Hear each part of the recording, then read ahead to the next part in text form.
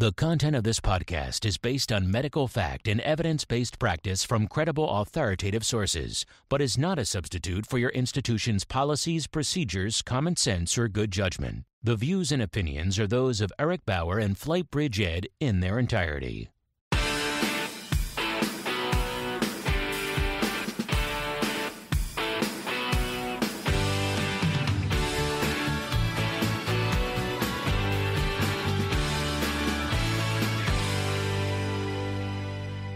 Hey everybody, welcome to the FlightBridgeED Podcast. This episode and further episodes that we're going to do on a weekly basis is going to be a little bit different. We're going to have multiple guests. I think the foundation is going to be myself.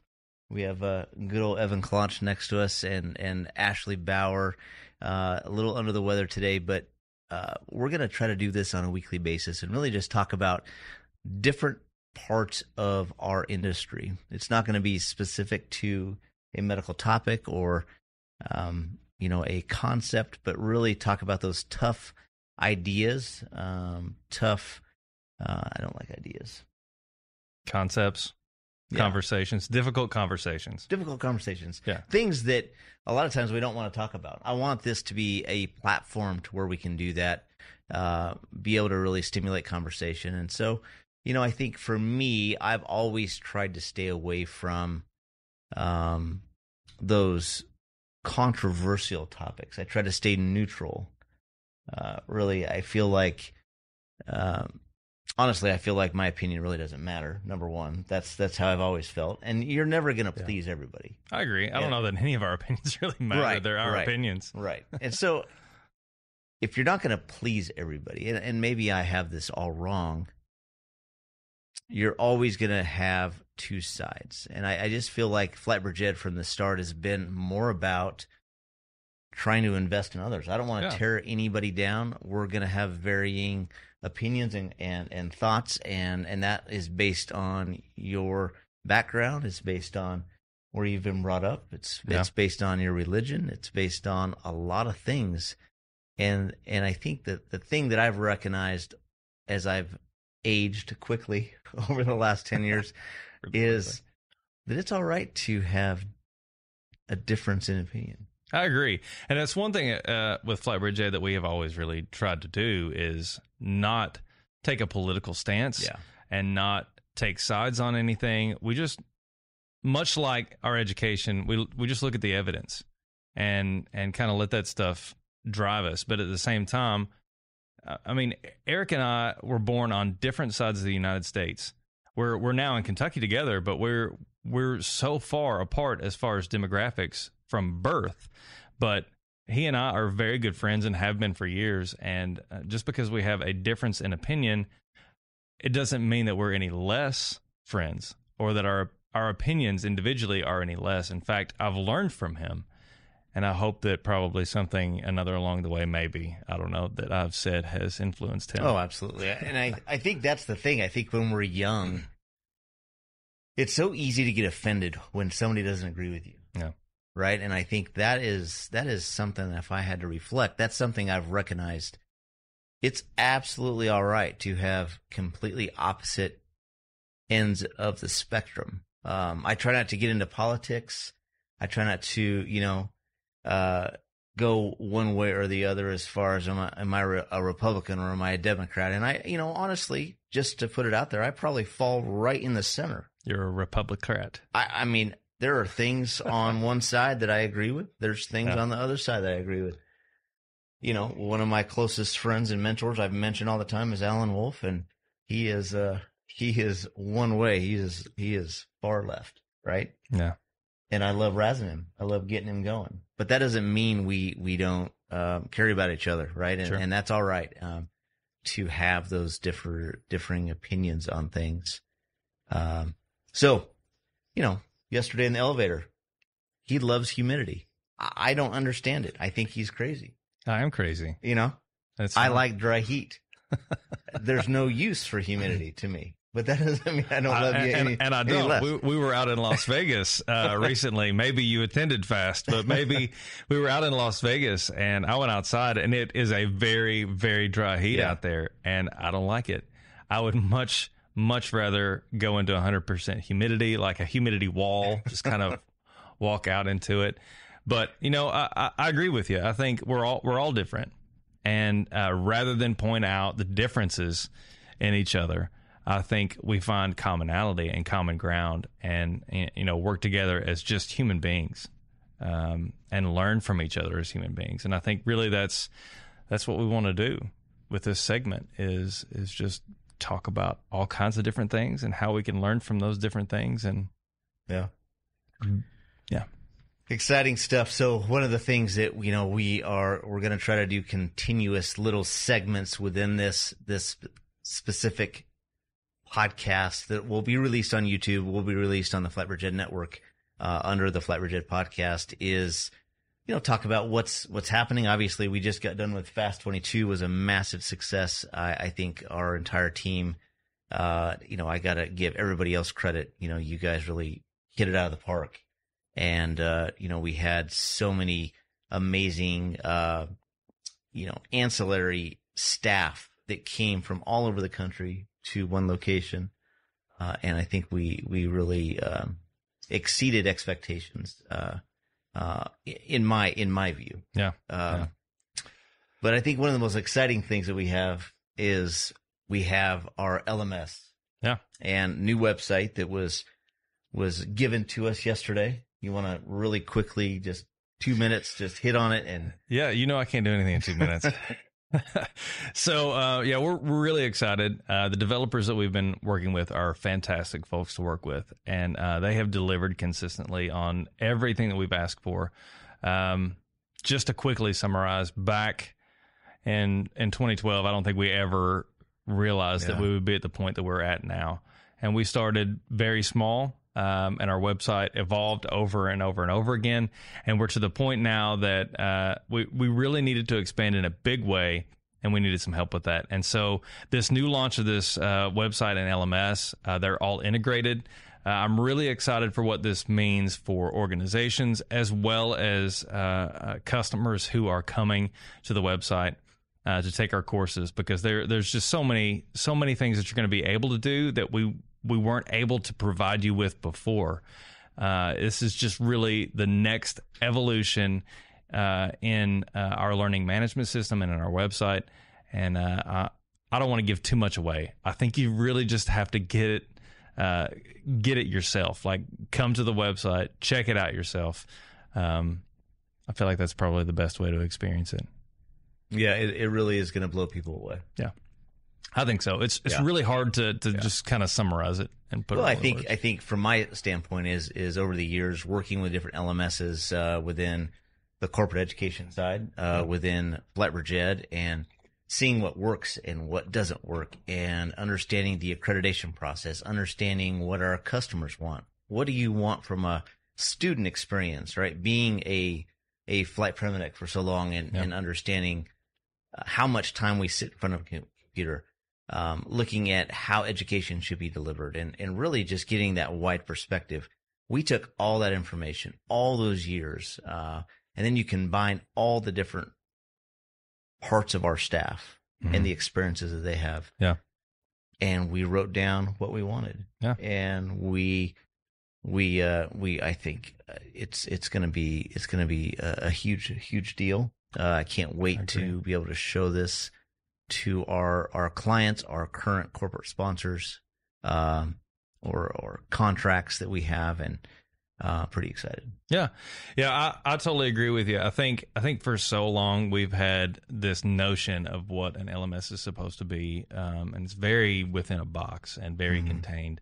And we didn't want to do that anymore. There are certain elements that you could really only get in person that we really wanted to bring to the online community, because, to be perfectly honest with you, there are still very, very important reasons to have in-person courses.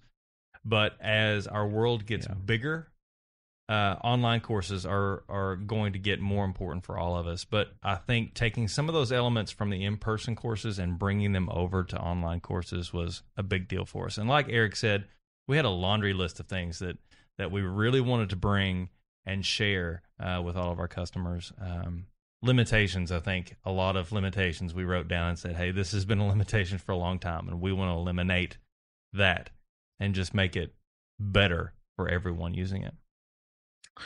Awesome stuff. Well, I have a few notes, obviously, on topic areas that I want to cover. And, I think I'm constantly trying to, invest in myself. I'm trying to fill the tank in different ways, whether I'm listening to podcasts or I'm reading or whatever. And so I'm constantly adding things to my notes. Yeah. I mean, you should see my notes on my phone. It's, sometimes I have a hard time finding. I know it's there. If I said to you, I know it's been what, 6 years since you've been on the aircraft. It's a long time. So, don't ask me anything hard. But you were truly an amazing flight paramedic, and you really exceeded that clinical excellence. But what if I said to you, is clinical excellence even? Where does it stand on the hierarchy?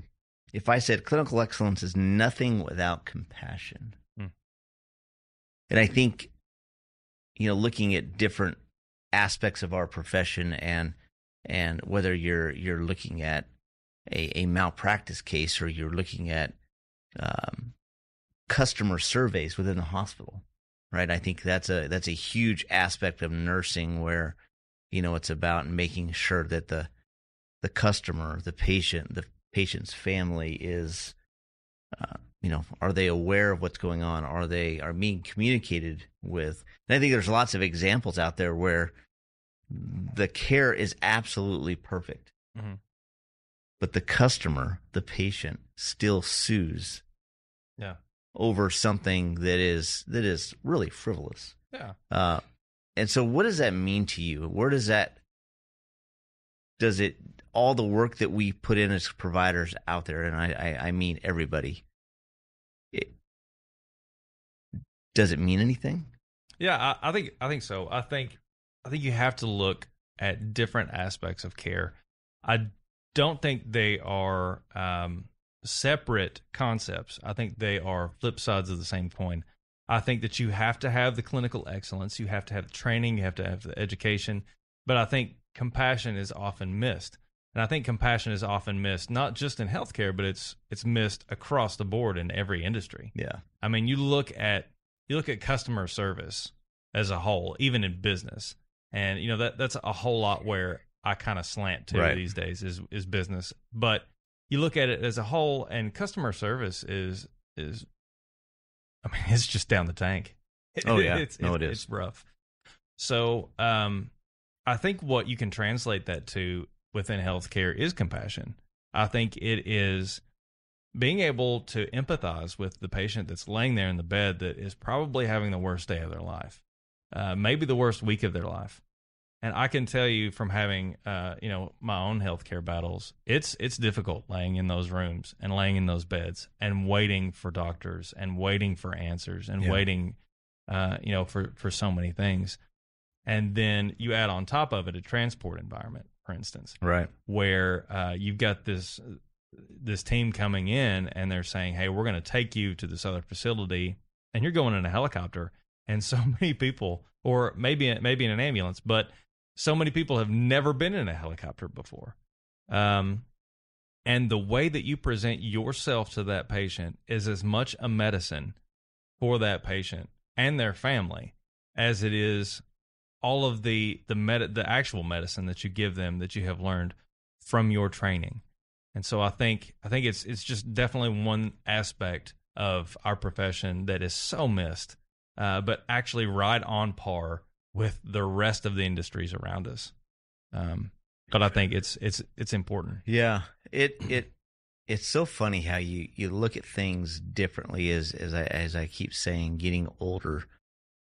I have always been so worried that I would not know an answer or not be able to make a decision. And I think I've said it many times on the podcast to try to always have, for me, I want to try to always have or strive for a physician level understanding. Mm-hmm. That will never happen, right? But as long as I have that big Mount Everest type of concept in my mind, Mm-hmm. I'll always be climbing that, right? And so for me, that works. But I also remember seeing a paramedic that I kind of grew up around. His name is Brian Murdoch. He's a retired firefighter paramedic for Jackson County Fire District 3 in Southern Oregon. And he was very respected as a paramedic, but that guy had a bedside manner, a level of compassion that wasn't fake. Yeah. And you could see his immediate impact on the patient. Mm-hmm. And I noticed that as a really early EMT. If you just pay attention and you look at the peers or, people that come before you, you can learn a lot from things like that. And so I always tried to have that. But I think it's really easy to get also in the mindset as you're treating your patients and you get in this repetition to where you're so focused on the clinical side. Yep. Especially the higher acuity the patient becomes. You stop using their first name and you call them ma'am or sir. You don't remember their name. You get into the hospital and you're asked by the receiving nurse or physician what the patient's name is. And I was very guilty of this. You got to look at the face. And hang on in your mind, you're like, it's ma'am. No, because we don't. And that's for me. I think that's a disassociation thing. That's something that I'm still not good at names like that unless I say it a few times and I'm actually conversing with somebody. I'm very bad with names. But I think it comes back to we could do everything perfect in a patient care setting. Mm-hmm. But if we don't take that time to answer the questions, give somebody the respect to say, hey, you know what, this is what's going on. You're working a cardiac arrest and the wife is standing in the corner. Yeah. Imagine how that is always hard. Yeah. Imagine how lonely and how, we take for granted that we understand what's going on. They have no clue. They're in a completely different setting. But explaining what's going on with their loved one. Yeah. And in a way they can understand. Right. I think we get a lot caught up in terms and terminology, medical terminology, and we try to explain it to the family and, they're currently in VFib and we're going to defibrillate and they're like, right. Sure, whatever. Yeah. And I think you could almost make the argument that, it goes both ways in my mind. You could also make the argument that you could, and I'm just saying this from an argument standpoint, you could do half as well. You could make multiple mistakes in a patient care setting that could potentially impact the patient in a negative way. But if you treated the patient and their family with that compassion and that communication, it may never be noticed. Yeah. Right. And obviously we never want to do that. But I almost feel like there's a greater impact on that situation. Can I tell you a story? Yeah. So early on in my career, is this going to be? It might be 12 minutes. Okay. Just start the timer now. So early on in my career, I was still working ground. Okay. And got called out to a cardiac arrest that happened at I think it was a high school basketball gym. It was an older guy who collapsed. I get there, dude is blue from the nipple line up. Now, exactly what happened, I have no idea. But he is down on the floor, witnessed arrest, blue from the nipple line up. There was a moment that I had in my mind as I put, the EKG on this patient. Like, there's a moment in my mind that I was like, I'm not going to be able to do anything for this patient. Now, having said that, it's one of those gray areas, I think, for me or for most medics is, do I work this or don't I work this? I made the decision in that moment not to work it because I knew there was absolutely nothing that I was going to do for this dude. Mm-hmm. So witnessed arrest. And again, we're talking about some controversial topics, I think, a little bit here, but it was a witnessed arrest. And would most people start, chest compressions and go on it? Probably. Was it in hospital? No, it was out of hospital. So he probably, I could have worked it and then took him to the hospital and they would have called it at the hospital. But what I didn't realize at the time was his son was there. But not only was his son there, but this was a huge, huge family. And I'm not talking about status. I'm talking about volume. The volume of the family is huge. And so once I called this, word got out to the family really, really quickly. My bosses were great. They came there. They were supportive. Obviously, they questioned why I didn't work this. And once they got there, they were like, oh, I see. Yeah, oh, okay. Under normal circumstances, maybe work this, but I see why you called it. They were very supportive. But there were so many family members that came into that room. It was almost like, the only way I can describe it is like a visitation at a funeral home. There were so many people around there, and there was so much happening with the family that me as a provider, obviously my job as taking care of the patient was over. But me taking care of that family, I stayed there for hours longer, just trying to comfort and console and help. And I mean, even just running and getting tissue paper from the bathroom so people could wipe their eyes and things like that. I think that's part of our job. And I think that nowadays we miss some of that. And I think some of us miss some of that. Just that compassion of saying, yes, they are a person or they were a person, but you as their family were also or are also a person as well. And we need to extend healthcare beyond just pushing medications and doing CPR and all those kinds of things, and being compassionate and understanding to the people around us.